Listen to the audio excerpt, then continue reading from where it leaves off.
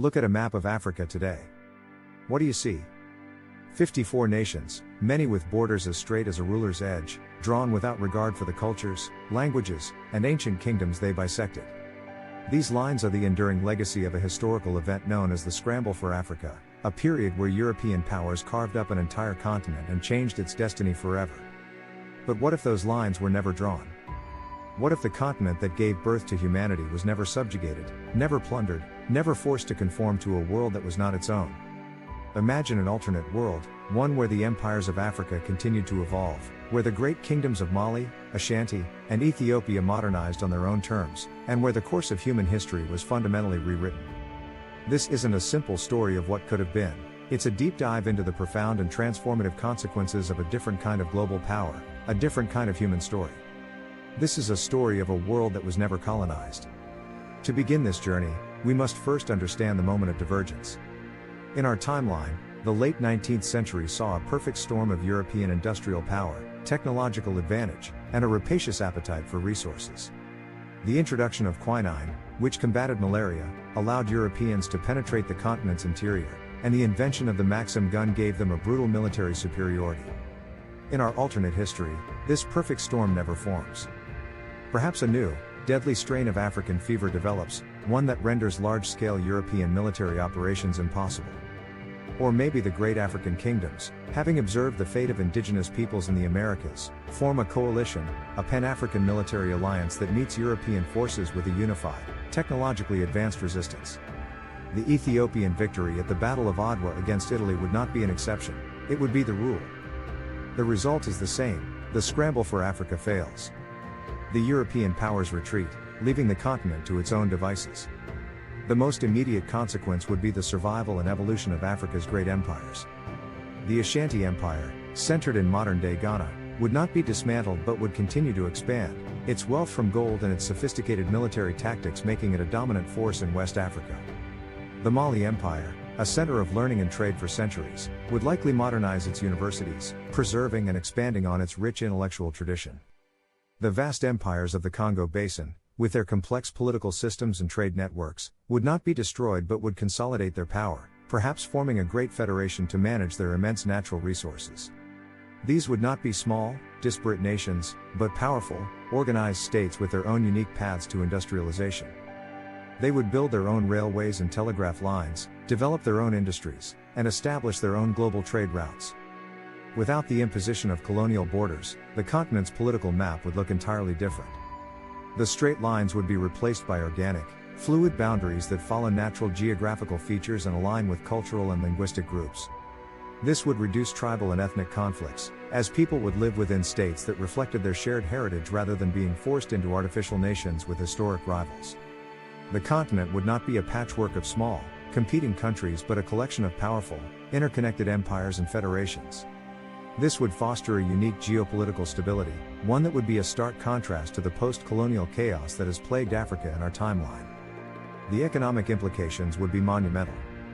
In our world, Africa's resources, gold, diamonds, rubber, oil, and more, were extracted at a pittance, shipped to Europe, and used to fuel the Industrial Revolution of the West. In this alternate world, Africa controls its own wealth. African leaders would be able to negotiate from a position of strength, selling their resources on the global market for their true value. They would use this wealth to fund their own industrialization, build their own infrastructure, and invest in education for their people. The global economic balance would be permanently shifted.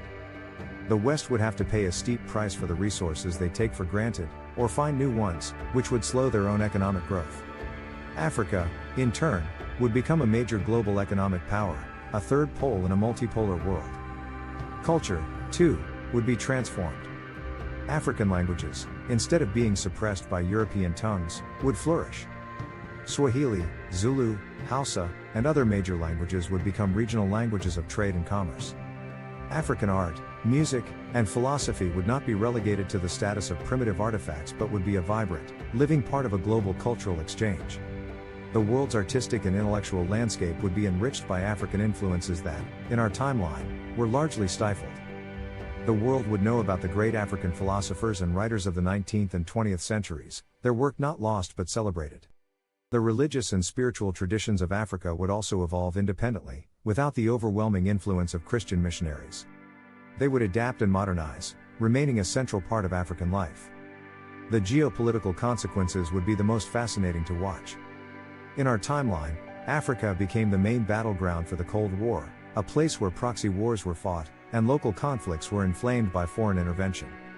A powerful, uncolonized Africa would be a new major player on the world stage. It would not be a pawn in the game of superpowers but a power in its own right. African leaders would be able to mediate international conflicts and push for global policies that benefit the developing world. The United Nations, if it even existed, would have an African bloc with immense influence, ensuring that global decisions are made with the interests of all continents in mind, not just the West and the East. The world wars, too, would be completely different. With no African colonial armies to draw upon, European powers would have a much smaller military force. It is possible that the wars would be shorter, or that they would never even reach the same catastrophic scale. The most profound difference would be in the mindset of the people. In our world, the legacy of colonialism includes deep psychological scars, a sense of inferiority, and a loss of identity. In a world that was never colonized, African people would have a deep, unbroken connection to their past. They would have a strong sense of pride in their heritage, their history, and their unique way of life. The intellectual and political leaders would not be a product of a foreign education system but would be rooted in their own traditions. The world would not be divided into a developed and developing world, but into a multipolar reality of different great civilizations.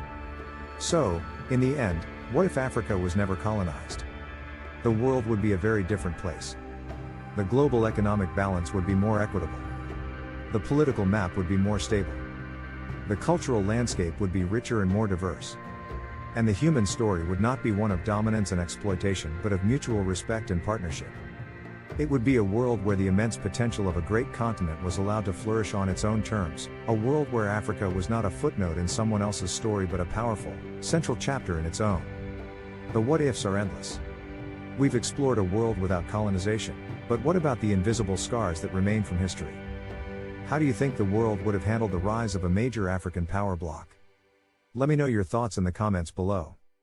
If you want to keep exploring how our world could be different, be sure to like this video, subscribe to Timeline Shift, and get ready for our next adventure.